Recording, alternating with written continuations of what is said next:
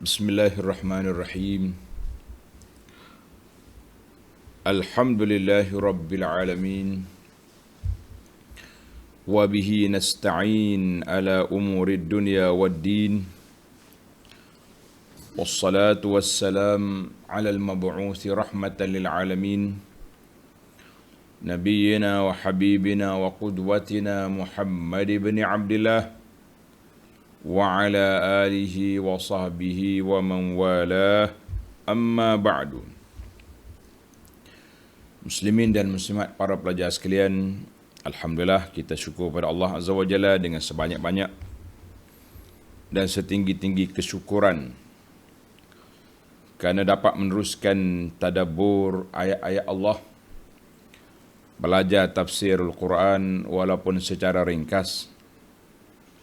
Yang pentingnya kita dapat meneruskan kehidupan kita, memulakan langkah pertama hari kita setelah kita menunaikan tanggungjawab Al-Fajri, Salatul Fajri, iaitu meningkatkan kepahaman ilmu kita tentang ayat-ayat Allah ataupun disebut dengan nama Kitab Allah. Ini sangat penting kerana bila kita faham kitab Allah yang menjadi petunjuk, Allah SWT turunkan Quran ini hidayah, menjadi petunjuk kepada kehidupan kita.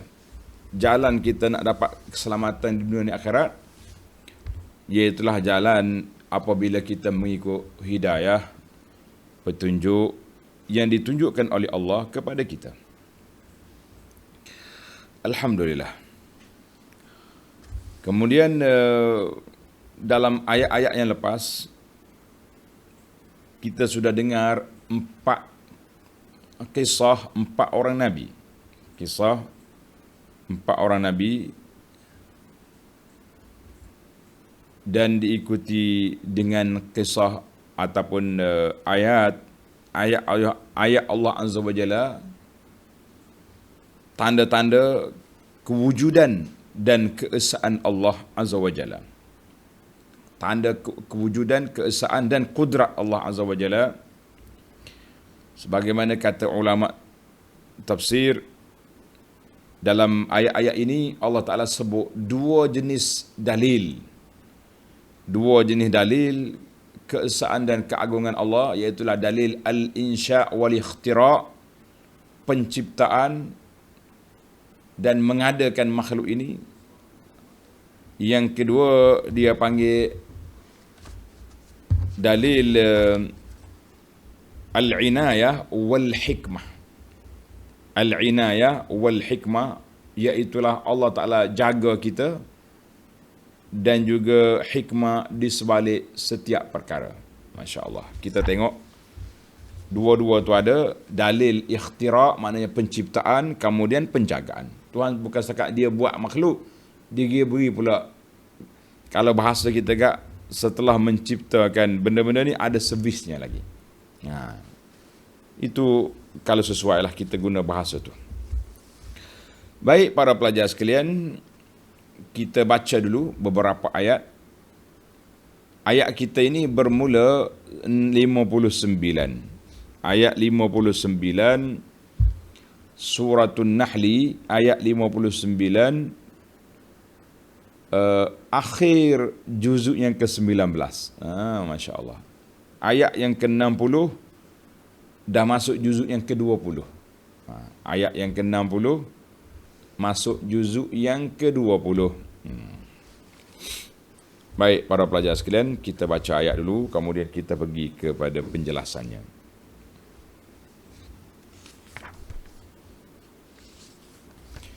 Bagi jemaah yang ada pimpinan Ar-Rahman, ayat kita ni 59 duduk di muka surah 815. 815. A'udzu billahis samii'il 'aliim minasy syaithaanir rajiim. قل الحمد لله وسلام على عباده الذين اصطفى الله خير أما يشركون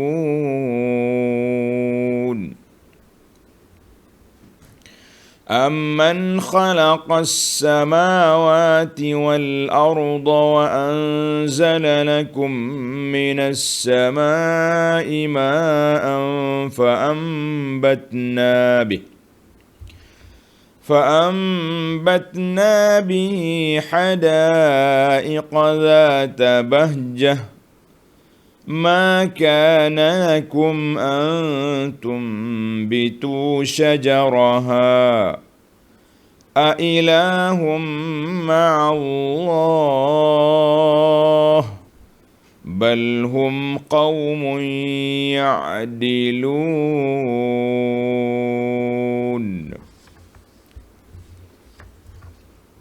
Baik, para pelajar sekalian, kita beri setakat itu dulu. Ayat kita ni panjang-panjang. Panjang sikit lah.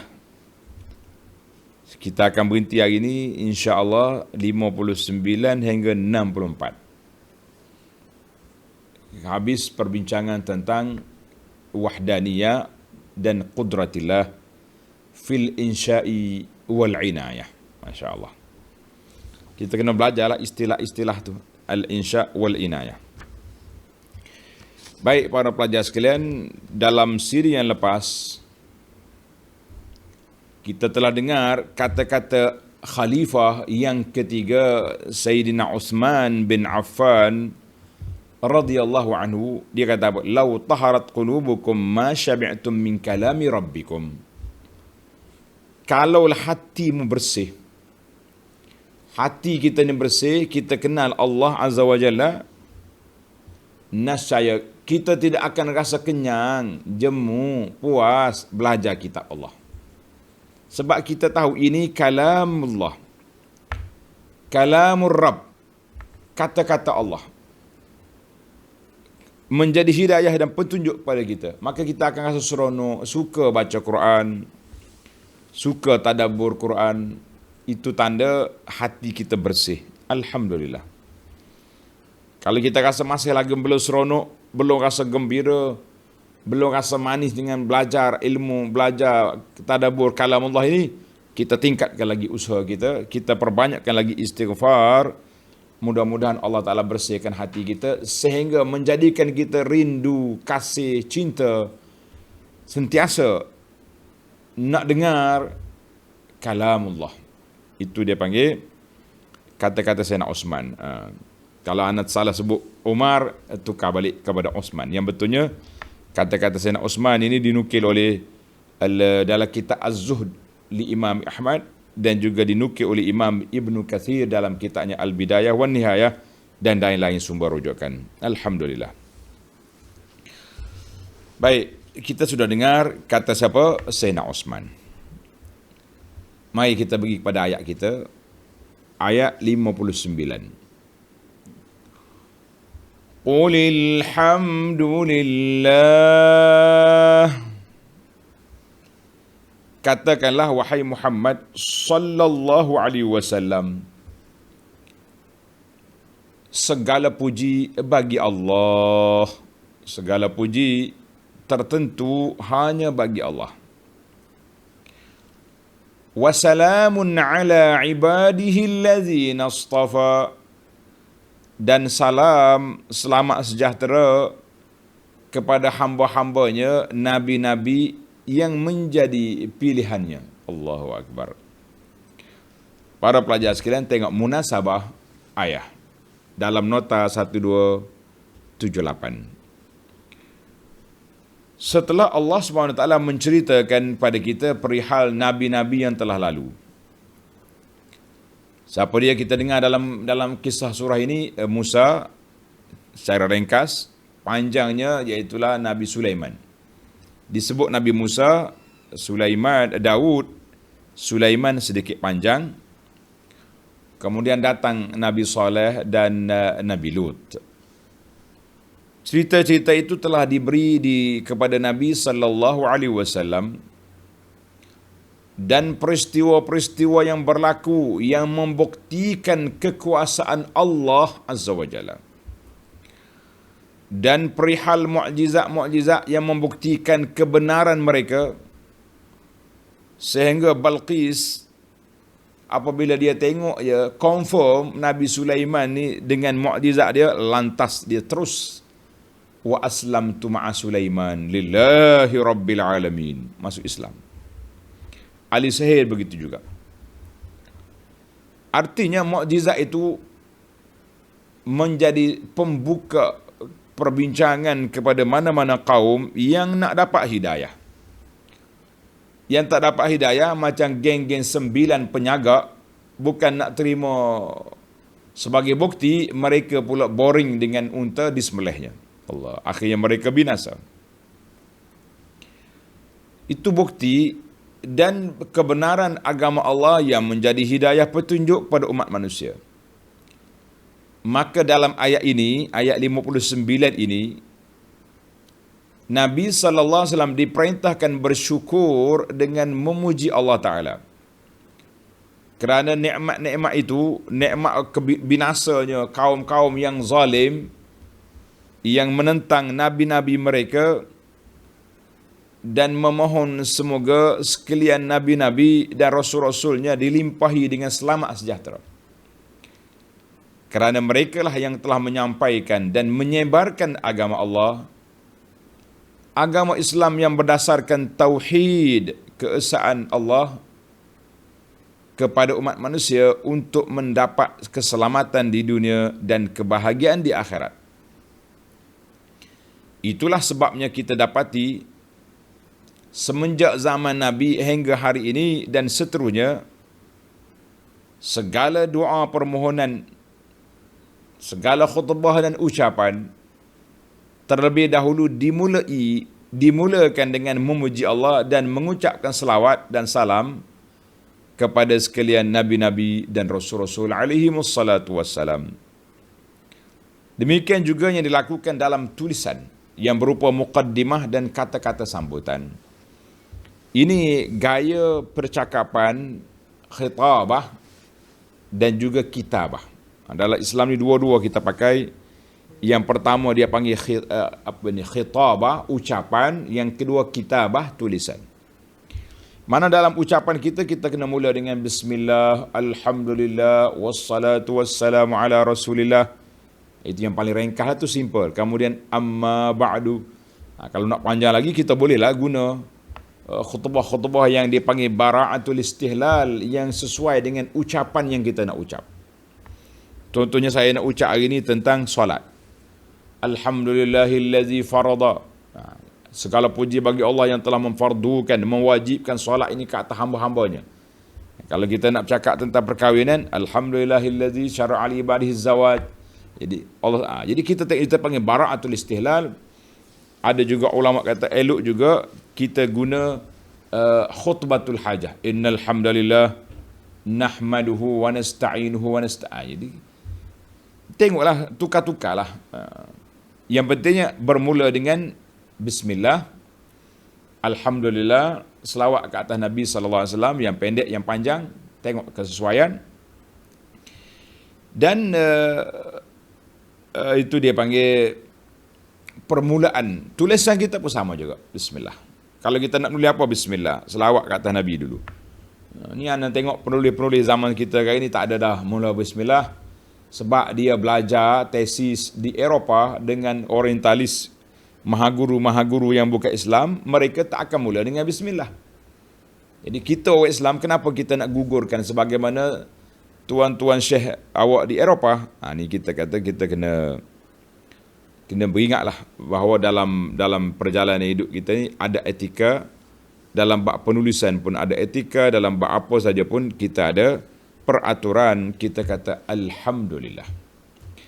Baik para pelajar sekalian, apa yang Allah Ta'ala suruh di dalam ayat kita ini, tengok kepada tafsir. Itu baru nota kaki pembukaan, kan?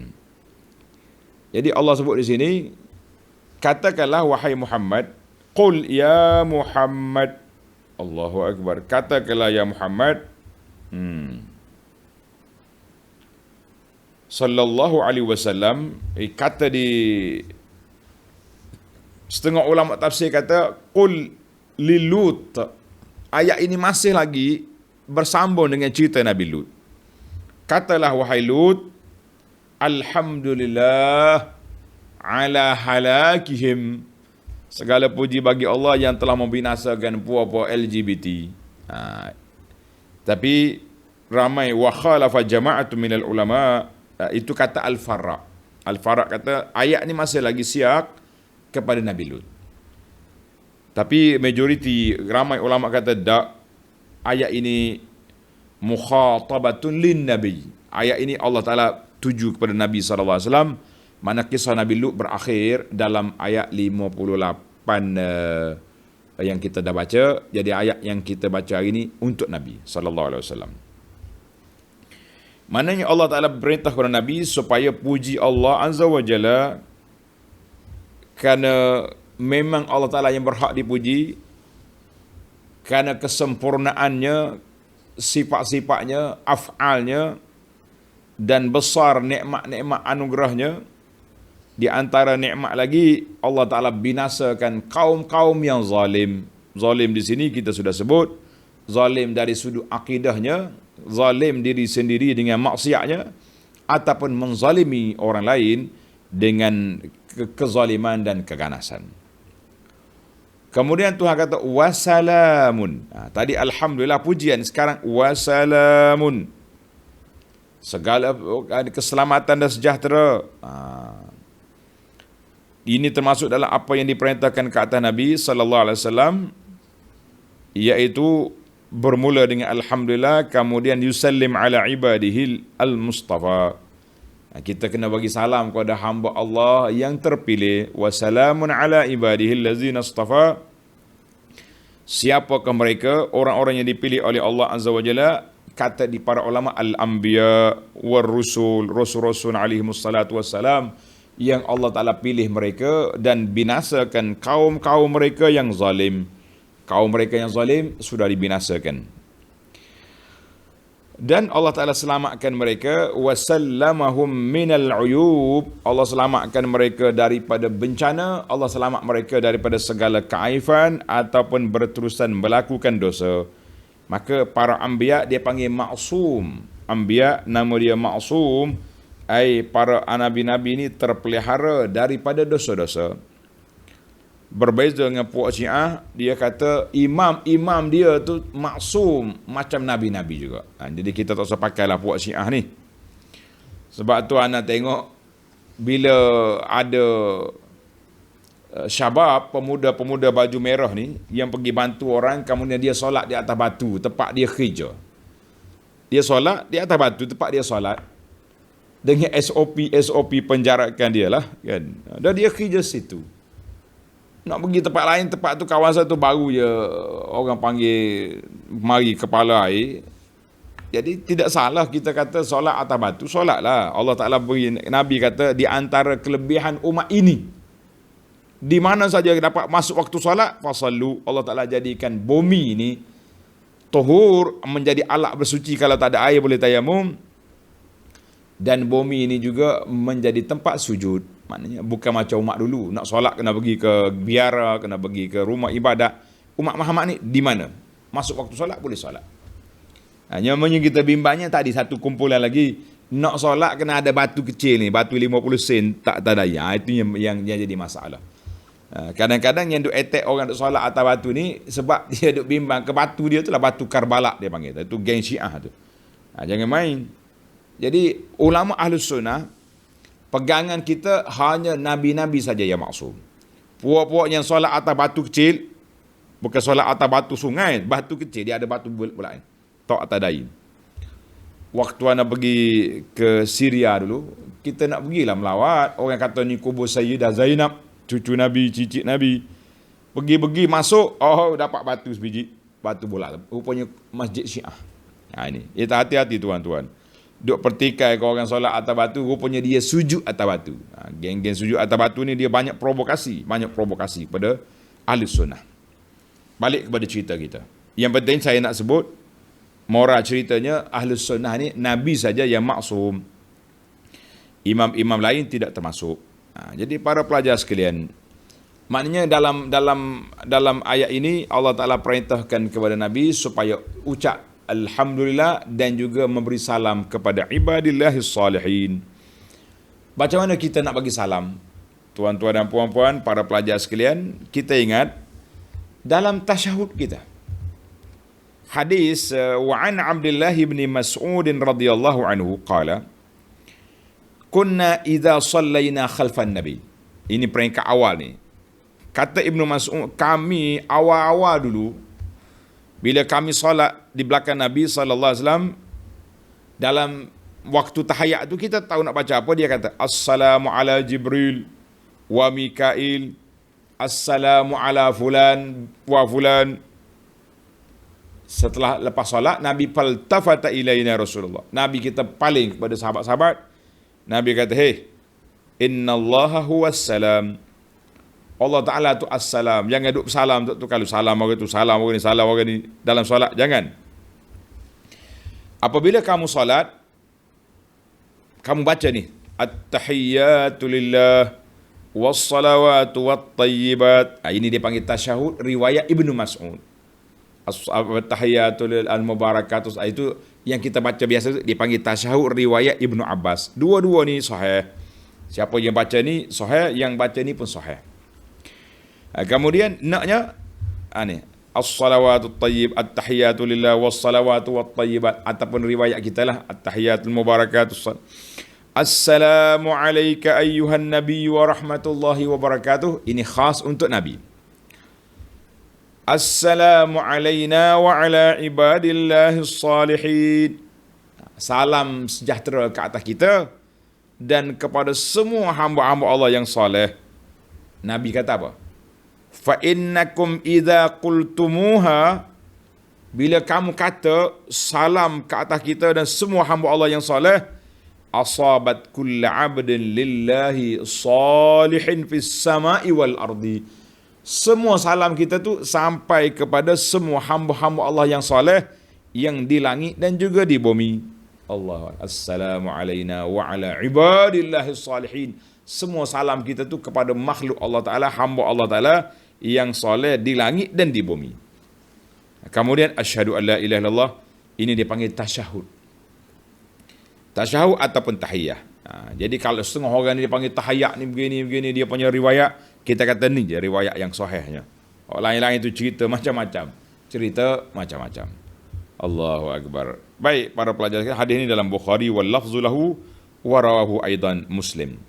Baik. Kemudian sesadah kita dari sudut salam, kita pun hari-hari berapa kali sehari kita duduk selawat, duduk tasyahud, kita telah beri salam kepada siapa? Salam kepada umat Islam, umat hamba Allah Ta'ala yang soleh di langit dan juga di bumi. Siapa nak salam banyak, bagi salam. Masuk solat, salam. Ni ada orang duk sebar video pula. Dia kata apa? Bagi salam kepada pokok-pokok. Masya Allah. Pergi bagi salam ke pokok pula dah. Ayah. Ambil hak sahih sudahlah tuan-tuan. Banyak sangat kepeningan kita ni. Cari tu cari benda pelik begini. Baik. Tengok. Tuan-tuan perhati Quran. Nampak satu yalih kan? Tapi dia ada panjang atas. Kita kena baca panjang. Allahu khairun amma yushrikun. Allah, dia sebenarnya bacaan dia Allah. Adakah Allah? Itu soalan. Tapi orang Arab ni dia tak mau berat. Allah. Karena itu waktu kita takbir tak boleh panjang Jangan kata Allahu Akbar. Dia jadi Allah. Adakah Allah Ta'ala itu Maha Agung? Ini bahaya. Jadi tanya. Kita kena kata Allahu Akbar. Jangan panjang Tengok ayat ni. Allahu khairun. Manakah lebih baik? Adakah Allah yang demikian kekuasaannya amma yusyrikun, atau benda-benda yang mereka jadikan sekutu-sekutu baginya. Allah lebih baik ataupun sekutu kamu? Tak boleh nak jawab lah. Dan kita kata soalan tak perlu dijawab, sebab orang ada akal semuanya tahu Allah, berhala, patung-patung, tunggu-tunggu kayu tu tak ada apa yang mereka boleh lakukan. Tunggu kayu tak ada apa yang mereka boleh lakukan. Allahu Akbar. Tengok nota di bawah. Pertanyaan ini, Allah ini ditujukan oleh Allah kepada kaum kafir musyrik untuk menggambarkan kebodohan mereka menyembah benda-benda yang tidak berkuasa dan tidak dapat menolong dirinya sendiri, apalagi menolong orang lain. Memang tak bergerak. Istilah kita sebut kata mata pun tak berkelip. Macam mana nak tolong orang lain? Mata pun tak berkelip. Dan tidak dapat menolong dirinya sendiri, apalagi menolong orang lain. Padahal yang berhak disembah ialah Allah yang menciptakan sekalian alam dan menguasainya dengan tadbir dan takdirnya. Allahu Akbar. Allah Ta'ala kuasa alam ini dengan tadbir dan takdir. Apa maknanya? Takdir tu tetap Allah Ta'ala dah buat, dah gezek dah. Dia punya perjalanan akan berlaku. Tadbir susun atur yang diatur oleh Allah Azza wa Jalla. Menarik dia punya Alhamdulillah. Baik para pelajar sekalian, kita pergi kepada ayat 60. Tuan-tuan tandalah, ayat 60 ini bermulanya juzuk yang ke-20. Dan ayat ini Allah SWT akan tunjukkan kepada kita beberapa dalil. Tuan-tuan tanda, letak dalil. Nombor 1, dalil kekuasaan dan keesaan Allah Ta'ala di langit. Dalil keagungan, kekuasaan Allah Ta'ala di langit. Dia panggil peringkat al-alam al-ulwi, alam atas. Tengok ayat 60. Amman khalaqas samawati wal arda wa anzala lakum minas samai ma'a. Bahkan siapa yang telah menciptakan langit dan bumi? Siapa? Duk main dengan berhala-berhala. Siapa yang menciptakan langit dengan bumi dan menurunkan air hujan dari langit? Allahu Akbar. Untuk kamu. Bila turun hujan, apa dapat? Fa'ambatna bihi hadaiqa zata bahjatin. Dengan sebab air hujan turun yang menghijau subur dengan indahnya bumi ini, yang kamu tidak dapat dan tidak berkuasa menumbuhkan pohon-pohonnya. Mana kita ada? Maka nalakum antum bitu syajarha. Kamu tak mampu nak tumbuh. Kita tanam boleh, letak boleh, tapi yang menumbuhkan kuasanya Allah. Karena itu bila kita tanam pokok-pokok, kita tanam tu semua kita nak suruh tumbuh, kan? Tapi ada berapa peratus tak tumbuh. Maknanya bukan kuasa kita. Kita hanya usaha. A ilahum ma'allah. Ayat ini banyak persoalan, tanya. Ada sebarang Tuhan yang lain bersama Allah? Ada.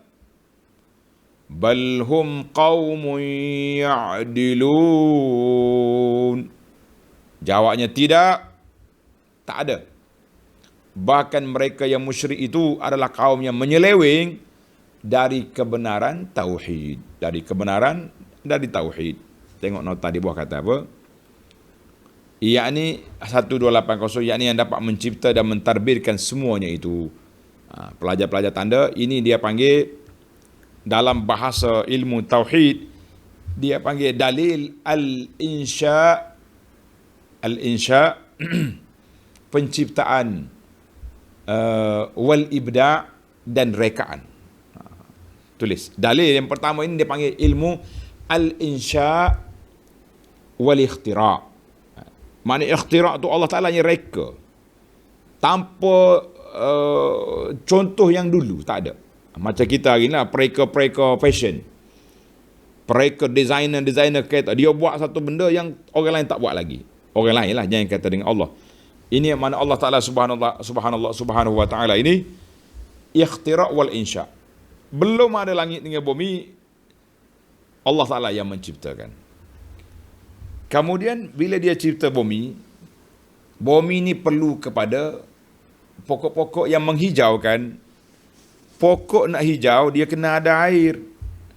Pokok yang hijau, dia kena ada air. Maka air ni sesuai letak di mana? Mari kita tadabbur sikit. Sebab ilmu Quran ni, semakin kita kaji, kita akan nampak keindahan. Kenapa air turun dari langit, bukan keluar dari bumi?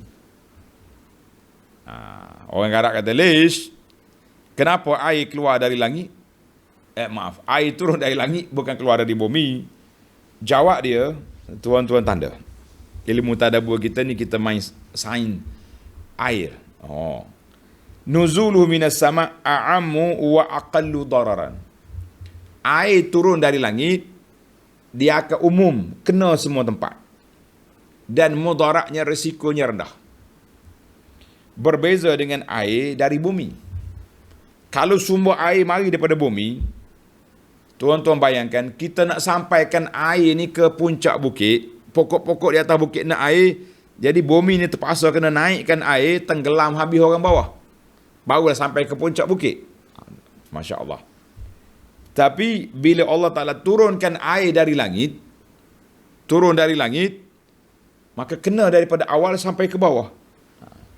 Dengan sukatannya yang telah ditetapkan. Sukatan telah ditetapkan oleh Allah. Sekali Tuhan lepas lebih sikit sukatan, dia akan jadi tsunami, jadi kepala air, jadi banjir, jadi macam-macam. Ini yang kita kena syukur pada nikmat Allah Ta'ala. Allah Ta'ala bagi kepada kita sukatan yang memang cukup. Macam kita beli periuk elektrik untuk masak nasi, kan? Nasi ini hanya kita boleh letak berapa kopi beras dia, berapa sukatan dia, mungkin berapa sekilo ke. Kita bagi masuk sekilo lebih beras. Apa jadi? Melimpahlah nasi. Air, Allah Ta'ala bagi sukatan yang cukup. Setiap tahun turun air banyak ni. Tak pernah berlaku banjir di sini. Sekali di malaikat tambah sikit.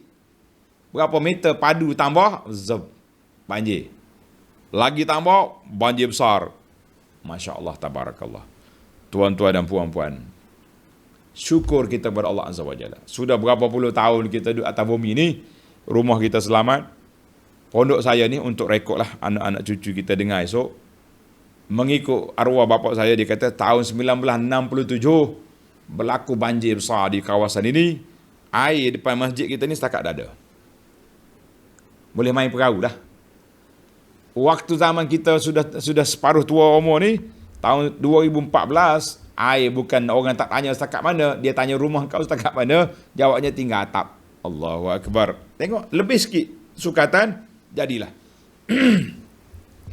Sebab-sebab yang berlaku banjir tu, macam-macam sebab lah. Nah, jadi kalau tanya orang-orang yang kaki terul, dia kata sebab pembalakan lah, sebab tu, sebab ni. Kita kata semua tu sebab-sebab, tapi yang sebab betulnya air banyak. Itu yang paling besar.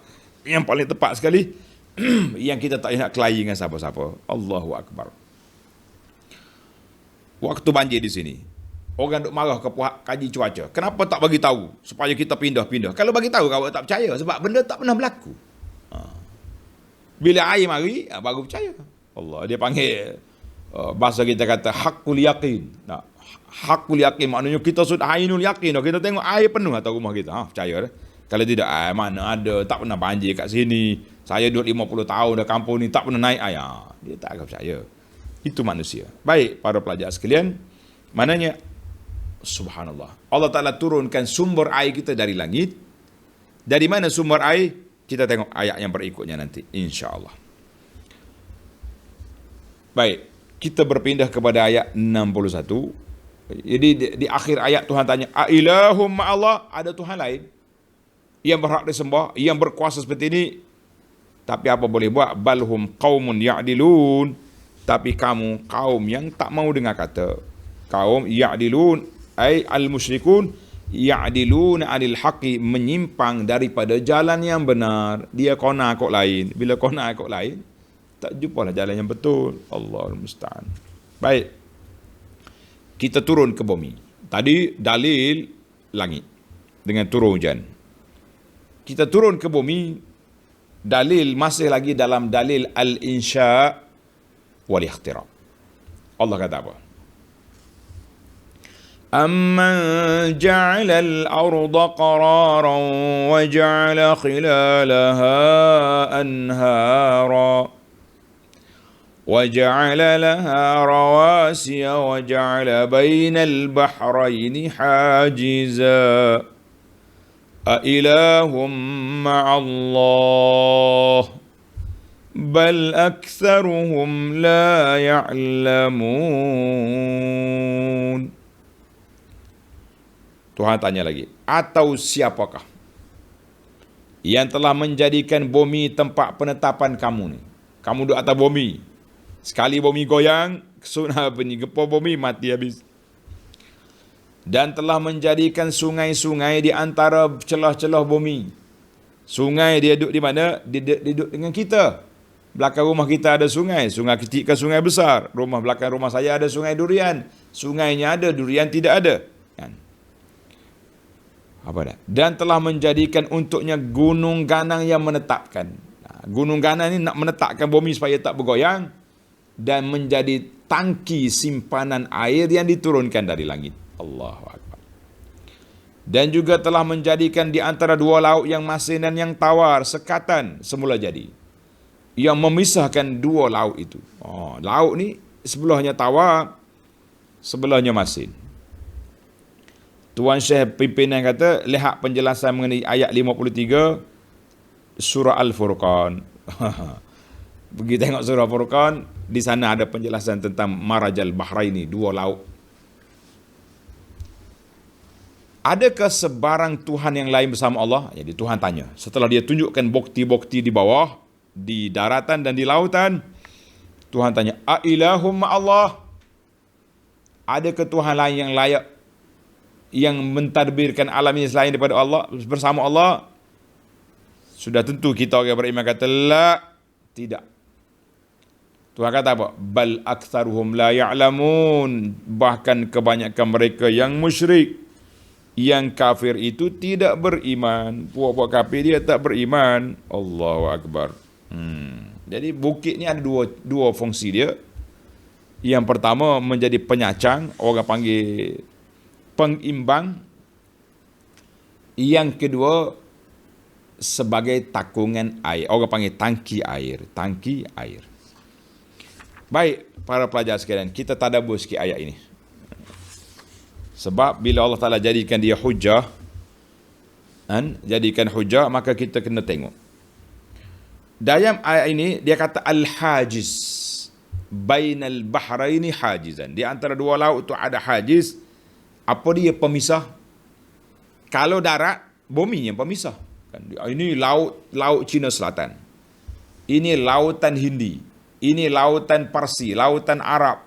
Dia panggil benua tu benua ni. Yang memisahkan antara laut-laut itu apa? Bumi. Bumi yang kering itu satu pemisah. Li'anna nahra, dan juga ada lagi dia panggil yang memisahkan antara dua lautan. Sebelah-sebelah. Yang ni masin, yang ni tawar. Ini lebih besar. Mana kalau bumi yang memisah, kita kata biasalah itu.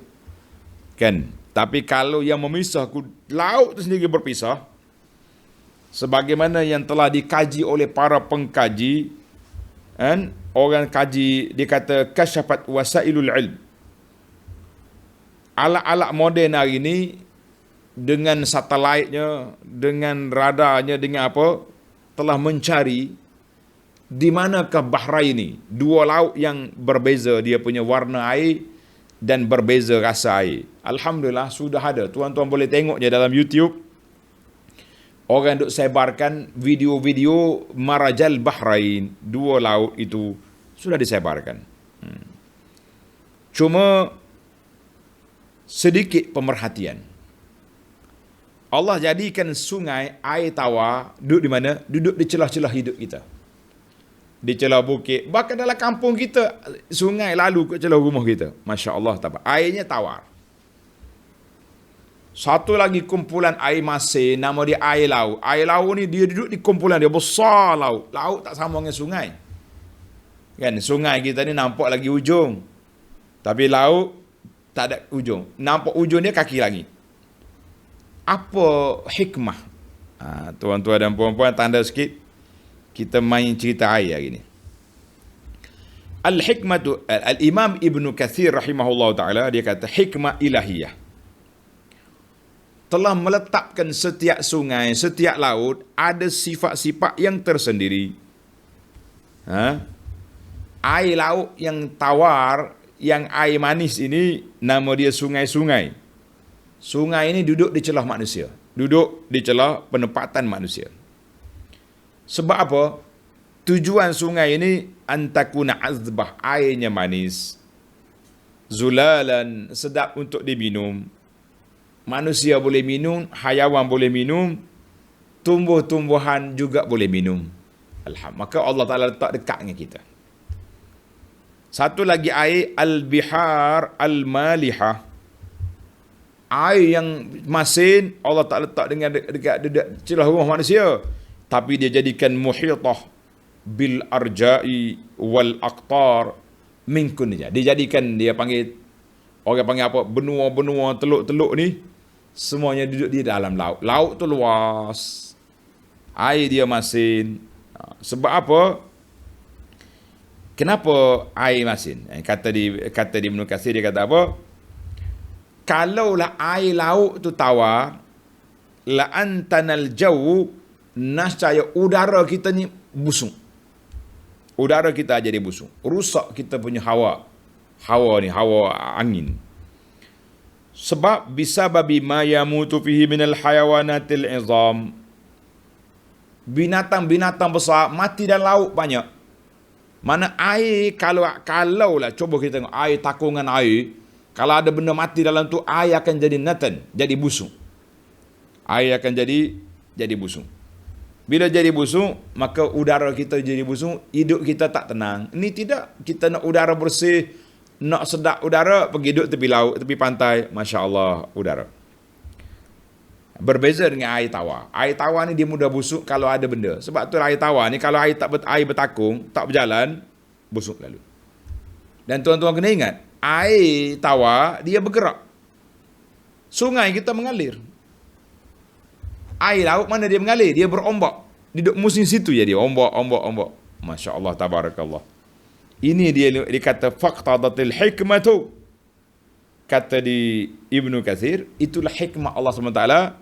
Dia jadikan laut tu luas, tabakhur. Apa makna tabakhur ni?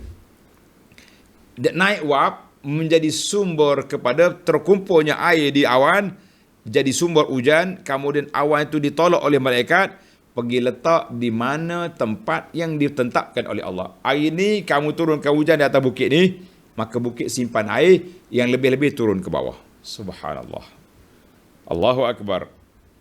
Bagaimana kita tidak rasa nikmat yang begini besar yang dianugerahkan oleh Allah Azza wa Jalla kepada kita. Masya Allah. Baiklah, cukup setakat itu dulu tadabbur kita kepada ilmu al-bihar. Tuan-tuan nak tengok, kita tengok dalam grup Al-Hayatul Ijazul Ilmi, kumpulan yang menjadi sains dalam Al-Quran. Dia kaji tentang laut, bagaimana marajal bahra ini, bagaimana tabakhur, naiknya wap air laut ni, wap naik, berkumpul balik di atas, turun balik dengan air tawar. Itu dia panggil proses sulingan air. Dalam bahasa Arab panggil tahliyah. Air laut naik, patutnya hujan turun, masih lah naik tawar. Ilmu teknologi ini telah dibelajar oleh manusia. Dia buat satu pusat, dia panggil tahliyah. Ana waktu di Mekah, saya pergi melawat di Jeddah, nama dia At-Tahliyah. Pusat proses air laut jadi tawar. Dengan cara tabakhur. Dengan wak tadi, airnya tukar daripada laut yang masin jadi tawar. Boleh kita minum, boleh kita mandi, boleh kita buat ambil wudu. Kita kata, Masya Allah, tabarakallah. Sebab tu tuan-tuan, kalau pergi di Mekah, zaman sekarang, air siapa nak minum air tawar, pergi Mekah. Tak payah buat ambil botol-botol ustaz, buat air tawar. Tak payah. Sebab semua air di Paik Mekah tu, air laut asalnya telah ditawarkan. Siapa nak minum air tawar, pergi Mekah. Saya bergurau tu. Dan air untuk kita minum, itu dipanggil air mineral. Ambil daripada sumber galian mana-mana apa ni air, diproses. Ataupun ambil air tawar tadi, diproses balik air Paik. Masya Allah, tabarakallah. Ilmu air. Kan? وَجَعَلْنَا مِنَ الْمَاءِ كُلَّ شَيْءٍ حَيٍّ. Allah kata kami jadikan hak hidup ni mari daripada air. Baiklah, tamatlah kita setakat dulu. Yang pentingnya, Allah kata walaupun begitu hebat, walaupun banyak ilmu yang kita boleh tadabbur dalam Quran, bal aktsaruhum la ya'lamun. Tapi kebanyakan pura-pura kafir tak tahu. Kenapa tak tahu? Dia sumbat kepala dia, orang panggil kepala tersumbat, tak mau tadabbur ayat Allah, maka mereka akan pergi. Baik. Itu dalil al-ikhtira' wal-insya'. Tulis sekali lagi. Dalil ikhtira' wal-insya'. Dalil penciptaan Allah Ta'ala, dan Allah Ta'ala reka mengadakan makhluk-makhluk dengan acuan, dengan kebijaksanaan Allah Azza wa Jalla. Sekarang kita pindah pula kepada dalil al-in'am, dalil Allah Ta'ala beri nikmat, dan juga al-hikmah, al-inayah wal-hikmah. Allah jaga makhluk dia ni, dan hikmah di sebalik penjagaan. Tuan-tuan tengok dalil yang ketiga, umum ihtiyajil khalqi ila Allah. Dalil ayat 62 ini menunjukkan manusia ni, makhluk ni semua berhajat kepada nikmat, penjagaan, inayah, rahmat daripada Allah Azza wa Jalla. Masya-Allah. Tengok ayat 62.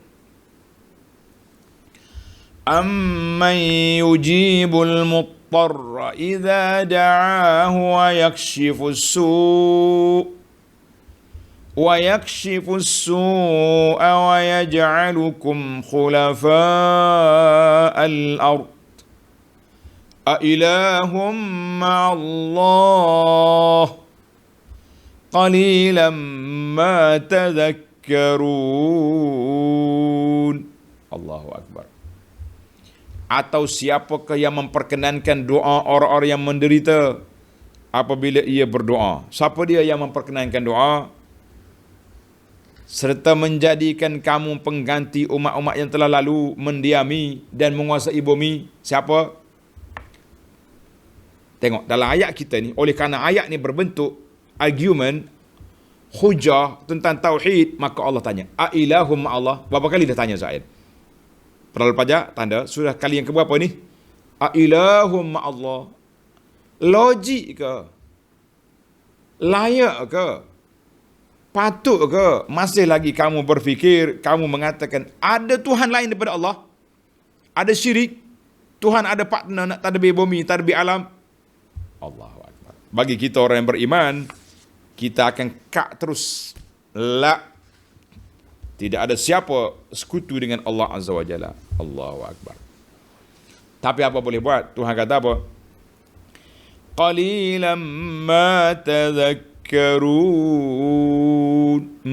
Ya Rabb, amat sedikit di antara kamu yang mengingati Allah Azza wa Jalla. Kita berdoa, ya Allah, Allahumma ja'alna minal qalil. Ya Allah, jadilah kami termasuk di kalangan kumpulan yang sedikit yang ingat kepada nikmat Allah Azza wa Jalla. Ingat, dalam satu ayat dulu kita dah bincang. Allah kata tak ramai orang yang bersyukur. Seorang ulama ni dia pergi tawaf di Mekah. Dia doa dia sepatutnya, Allahumma ja'alni minal qalil. Allahumma ja'alni minal qalil. Jadi orang kata, apa benda pak cik ni? Ya Allah, jadikan aku di kalangan orang yang sedikit. Habis dia tawaf, orang pegang, Tok Ayah, kenapa minta sedikit? Kita nak minta umat Islam ramai supaya kita kuat. Oh, Allah Ta'ala sebut, wa qalilum min ibadiyas syakur. Tak ramai hamba aku yang bersyukur. Dalam ayat ini kata, qalilan ma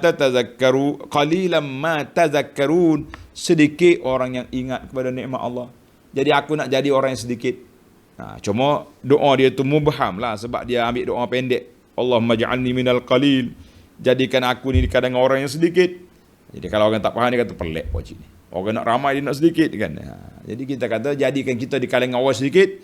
Yang mana orang yang syukur dan orang yang ingat kepada Allah Azza wa Jalla. Tengok dalam hadis An Abi Tamimah Al-Hujaimi. Jarang tuan-tuan dengar nama ni. Biasanya kita duduk dengan Abu Hurairah, Abu Mas'ud, Ibnu Mas'ud kan. An Abi Tamimah Al-Hujaimi an rajulin min Bal Hujaim. Dia kata apa? Qultu ya Rasulullah, ila ma tad'u? Ila ma tad'u? Kita nak doa siapa? Nak minta dengan siapa? Qala ud'u ila Allahi wahdah. Kamu berdoalah kepada Allah yang Maha Esa. Alladhi in massaka durrun fad'autahu kashafa anka. Kalau kamu ditimpa mudarat, kamu berdoa, Allah Ta'ala lepaskan. Walladhi in dalalta bi ardin qafrin. Kalau kamu sesak jalan di tengah padang pasir tak boleh nak balik, da'autahu radda alaika, meminta Allah, Allah Ta'ala tunjukkan jalan. Walladhi in asabatka sanatun, kalau kamu ditimpa kemarau, fada'autahu ambata alaika, mu doa, Allah Ta'ala turunkan tumbuh-tumbuhan. Hadis ini rawahu Ahmad wal lafzu lahu wa Abu Dawud wa sahahu Ibnu Hajar wa ghairuhum. Masya-Allah, hadis ini sahih. Maknanya Nabi kita bagi tahu kepada sahabat yang bertanya ini, mu doalah Allah Azza wa Jalla. Cuma kita ilmu tadabbur kita jangan lupa. Kita kena kembar dengan hadis ni, iaitu berapa lama seorang-seorang Nabi nak kabulkan doa dia. Bukan kompayaku doa hari ni petang pagi terima selalu, lain. Allah Ta'ala terima, tapi kabulkan kita punya permohonan tu bila itu hikmah ada di kuasa Allah Azza wa Jalla. Nabi Ayub sakit, ada ulama kata belah tahun barulah sembuh. Mana dia bukan kumpayakun lah. Kita kena sabar lah, banyak sabar. Dia tak angkat begitu saja. Kita kadang-kadang bila sakit, kita bangun tahajud ke bangun solat, kita gosok tempat sakit, ya Rabbi tunjuklah keajaiban ya Allah. Lepas-lepas gosok bangun boleh melompat. Tak, tadi kita sakit lutut, sakit ke belakang, sakit kepala, sakit pinggang contohnya. Dia tak jadi macam tu. Kumpayaku tidak. Ada kalanya kita doa, Allah Ta'ala sembuhkan dengan bila kita pergi berubat. Menjadi ittikhazul asbab kena ada, tak ada. Jangan doa saja. Baiklah. Sekarang ni kita berpindah pula kepada ihtiyajatul khasah. Dia panggil keperluan yang mendesak khas. Tengok ayat 63. Tadi umum. Orang yang sakit, orang ni Allah Ta'ala. Tapi ini ayat ini khas kepada satu, dia panggil halah khasah. Amman yahdikum fi zulumatil barri wal bahr wa man yursilur riyaha bushran bayna yaday rahmatih a ilahum ma'allah ta'ala Allahu amma yushrikun. Allah. Dan siapakah yang menunjukkan jalan kepada kamu dalam gelak gelita di darat dan di lautan? Jalan di padang pasir, tak ada lampu, tak ada apa. Siapa yang tunjuk jalan? Allah. Di laut yang begitu luas, laut bergelora, laut yang mengganas, kata setengah di pengkaji dan waktu hilang MS-370 dulu, dia kata dijangka kapal terbang ni jatuh di lautan yang mengganas. Ada juga laut ganas macam orang juga kan. Maka siapa yang menyelamatkan kamu? Dan siapa yang menghantarkan angin sebagai pembawa gembira, berita gembira, mengembirakan sebelum kedatangan rahmat. Angin datang, kita nampak nak turun hujan dah tu. Siap-siap lah. Kalau nak air, ambil lah beldi, ambil bekas, tangkungan air. Kalau sedang menjemur kain, jemuran kain apa ni, hampayan jemur kain, angkat sebelum hujan turun. Maknanya kita ada tanda-tanda. Bushra. Bushra tu maknanya tanda-tanda rahmat nak turun. Allahu Akbar. Tuhan kata apa? Ini dia panggil keperluan khas. Bila kita duduk dalam laut bergelora, siapa yang menyelamatkan? Allah. Sebab itulah banyak dalam ayat-ayat lain Tuhan sebut orang kafir ni. Bila dia susah hati, laut bergelombang, ya doa Allah. Mukhlisin, mereka Minta dengan Allah Ta'ala sahaja, tak minta dengan berhala dah. Bila sampai ke darat, kafir balik. Sebab itulah timbul perbahasan ulama mengatakan tauhid itu ada rububiyah, ada uluhiyah. Ni kita ada bala ke uluhiyah, rububiyah. Siapa nak kata siapa dia bagi 3 tauhid ni macam Christian Trinity, kita kata jangan duk pening kepala sangat kat. Belajar ilmu tadabbur, buka minda. Ni duduk macam-macam waktu tuduhan.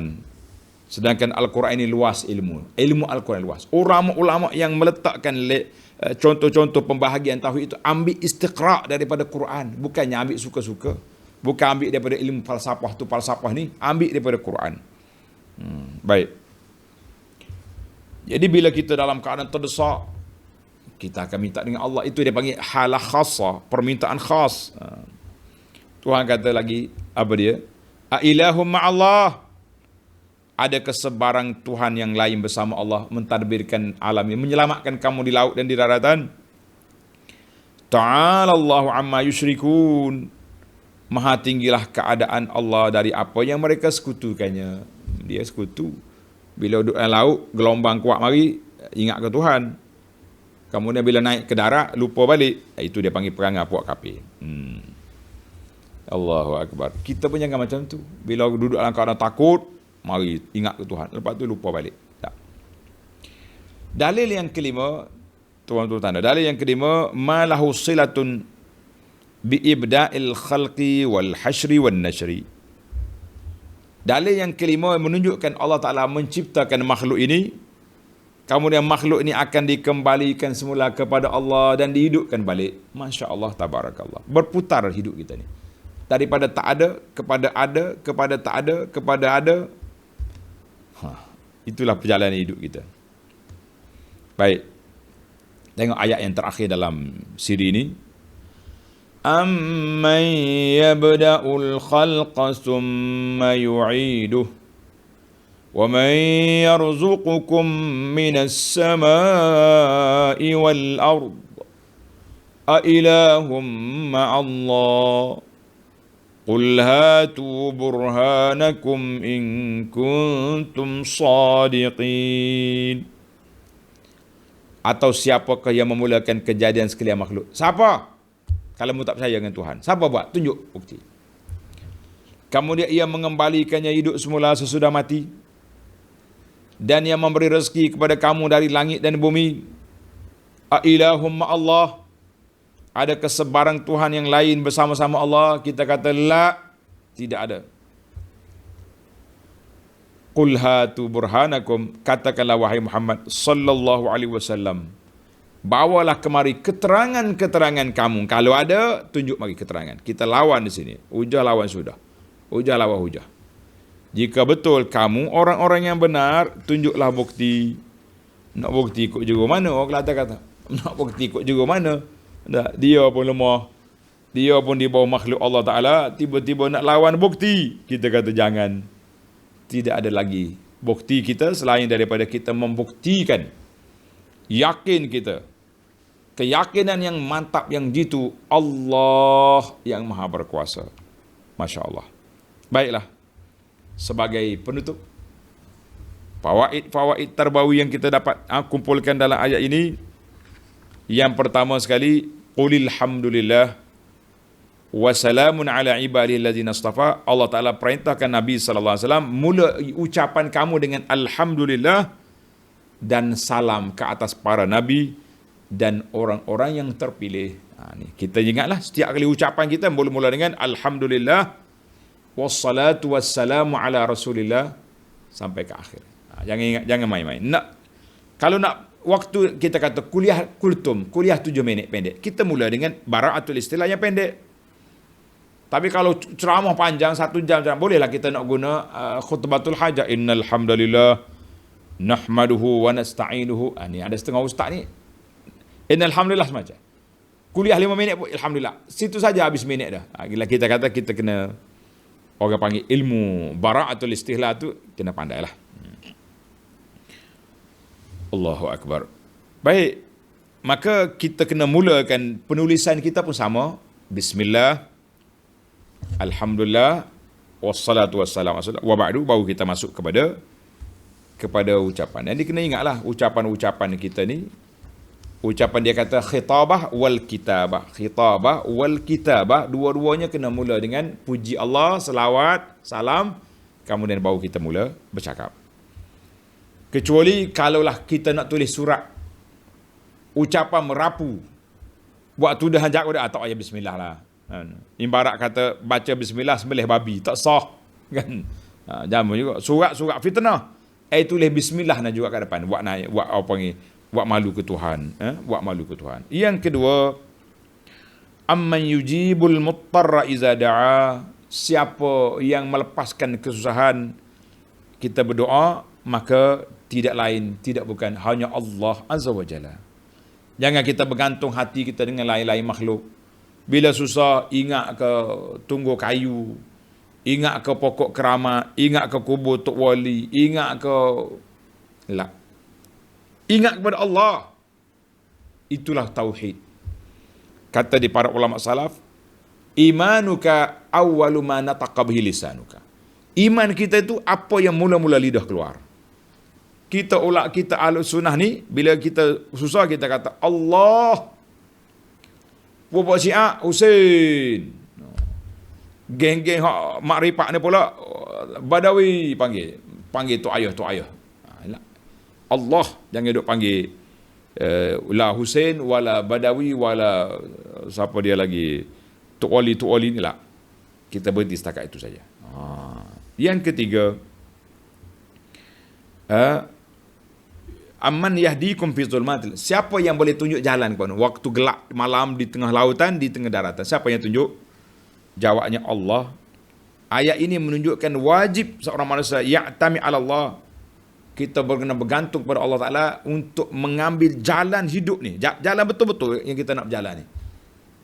Tak boleh pakai GPS. Boleh pakai GPS tu alat. Pergantungan hati kita kepada Allah.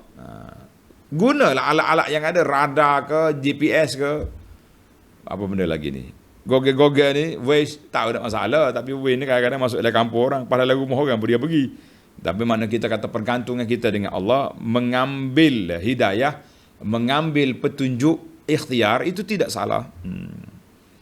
Kan dalam doa kita pun Nabi kita ajar, Rabbighfirli warhamni wahdini, Allahumma hdina fiman hadait. Dalam doa kunut yang tuan-tuan duk baca pagi-pagi kan, itu dia panggil kita kena minta dengan Allah Azza wa Jalla.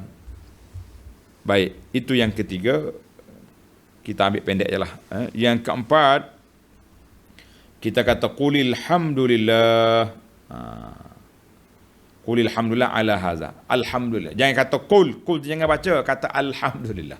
Bermula dengan kata alhamdulillah. Segala puji bagi Allah. Bila kita makan, kita kata bismillah. Sudah makan, alhamdulillah. Sebab yang bagi nikmat, yang bagi rezeki, yang bagi kita sihat, boleh makan, Allah. Masya Allah. Tabarakallah.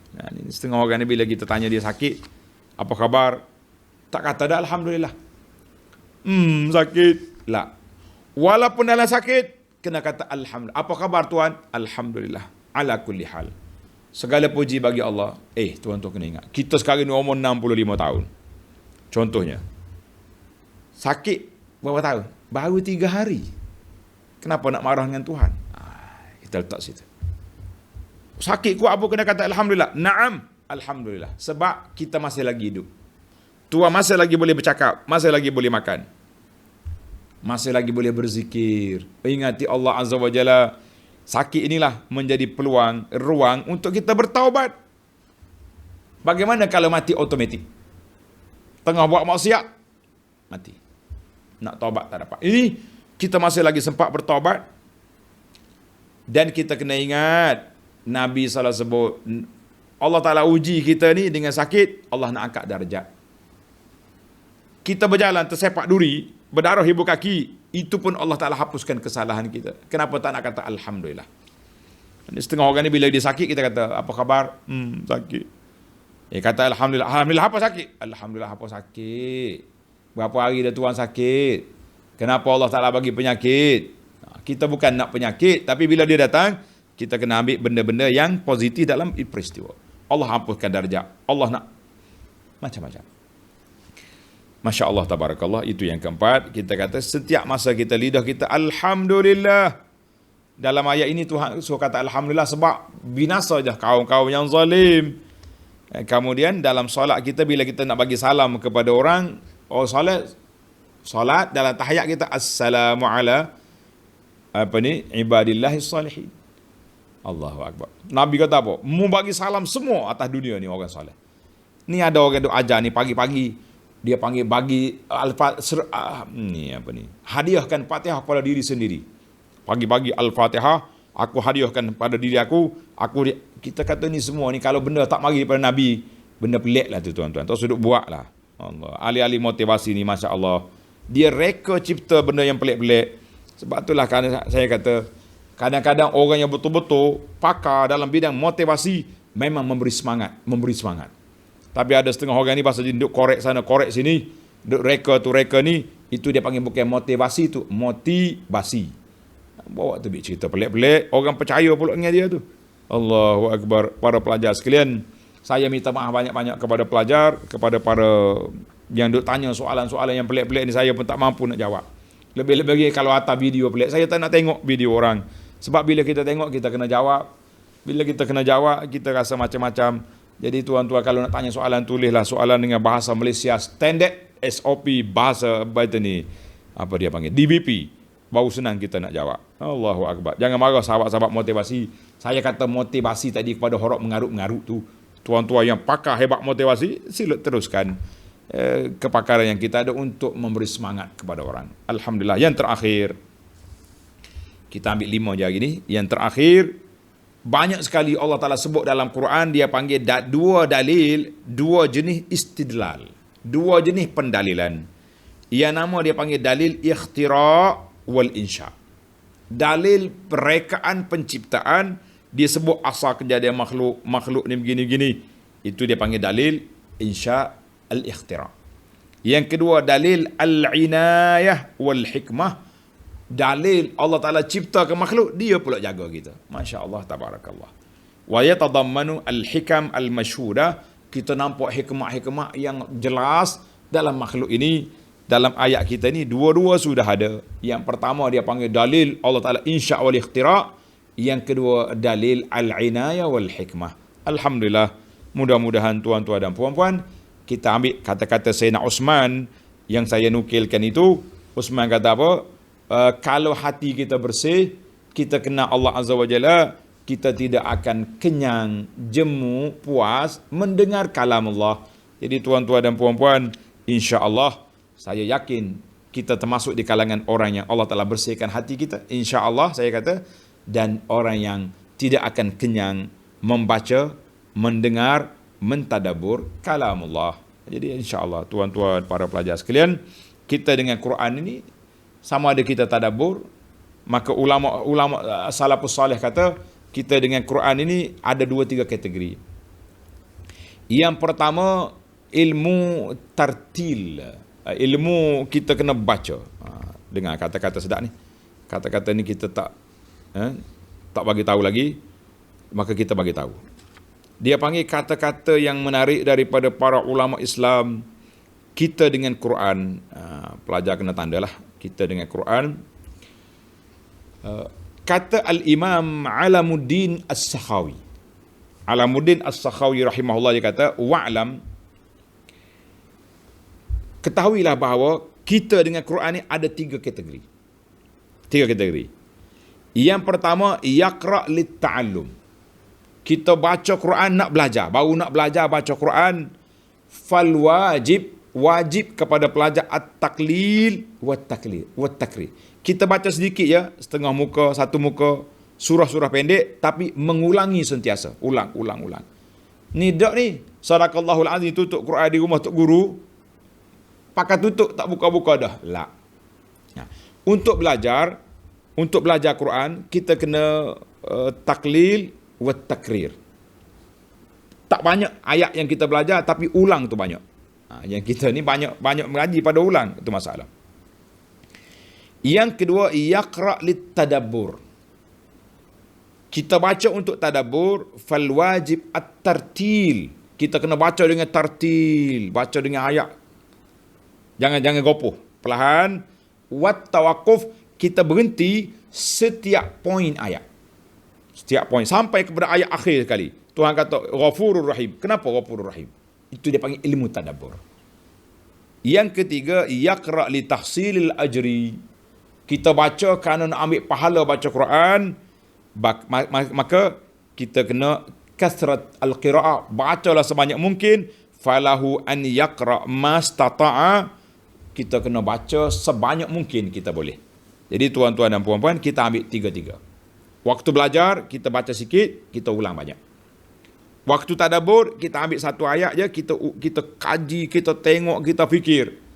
Tapi untuk ambil pahala, kita baca sebanyak mungkin. Maka di sini para pelajar kita boleh, kita kata untuk baca satu juzuk satu hari. Jangan kurang, itu untuk pahala. Untuk tadabbur, cukuplah. Kalau kita nak ambil pagi ni pun, anda rasa ilmu tadabbur kita ni boleh. Untuk kita nak baca, itu kena cari guru. Cari guru, syafahi, betul balik bacaan. Saya syorkan laki-laki dengan ustaz, pelajar perempuan dengan ustazah. Jangan marah sahabat-sahabat kita yang buat kelas-kelas Quran. Apa salahnya ustaz? Kita mengaji Quran. Yang kau dah larang ni pula, payahlah pula. Kita dah ambil yuran, kita kata jangan mengamuk sahabat-sahabat. Saya bagi taujih, nasihat di sini untuk nak menjaga hati kita. Wanita sama wanita lebih tenang, laki-laki sama laki-laki lebih tenang. Silang jantina ada masalah lain. Syaitan yajri min ibni Adam majrad dam. Syaitan masuk dalam tubuh manusia ni melalui lorong darah. Dia boleh cuik. Tengah ngaji Quran pun macam-macam boleh berlaku. Kita kata Allah telah selamatkan kita. InsyaAllah kita akan teruskan ilmu tadabbur kita dalam ayat yang ke-65 dalam siri yang akan datang, insyaAllah. Subhanakallahumma wa bihamdika. Baik-baik. Kita kata-kata Alamuddin tadi ambil di mana? Ambil di satu sebuah kitab nama dia Jamalul Qurra wa Kamalul Iqra. Nama kitab pun comel. Jamalul Qurra wa Kamalul Iqra. Masya-Allah. Tuan-tuan beli kitab ni. Ustaz-ustaz yang selebat dengan ilmu Al-Quran ni menarik, cari kitab ni. Jadi ilmu tadabbur ni ada 3. Ilmu Quran ni ada 3. Wallahu alam. Subhanakallahumma hamdika asyhadu an la ilaha illa anta astaghfiruka wa atubu ilaik. Wa sallallahu wa sallama wa baraka ala Muhammad wa ala alihi wa sahbihi ajma'in. Walhamdulillahi rabbil alamin. Wassalamu alaikum warahmatullahi wabarakatuh.